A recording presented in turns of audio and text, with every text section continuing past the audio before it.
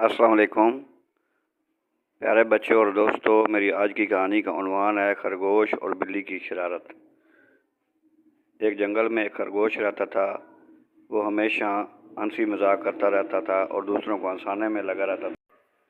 ایک دن اس نے سوچا کہ آج میں بلی کے ساتھ خوب مزے کا مذاق کروں گا۔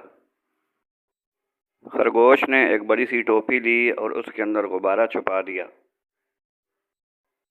جیسے ہی بلی آئی، خرگوش نے کہا، بلی بہن، یہ جادوئی ٹوپی ہے، اس کے اندر بہت بڑا خزانہ چھپا ہے۔ بلی نے یوں ہی ٹوپی کے اندر جھانکا اور یکدم پٹاخ ہوئی اور غبارہ پھٹ گیا۔ بلی کا سارا منہ رنگ برنگا ہو گیا۔ بلی نے پہلے تو غصہ کیا، پھر خود ہی ہنسنے لگی اور بولی، واہ خرگوش، یہ تو بڑے مزے کا جادو تھا، اب اگلی بار میں بھی تیرے ساتھ مذاق کروں گی۔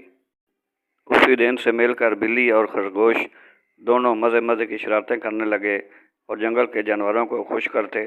سارے جانور ان کی ہنسی مذاق سے بہت لطف اندوز ہوتے اور خوش رہتے۔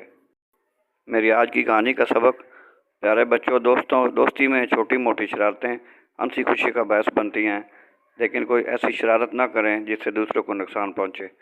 میری کہانی اگر اچھی لگے تو لائک کریں، سبسکرائب کریں۔ انشاءاللہ مزید اچھی کہانی آپ کو ملتی رہے۔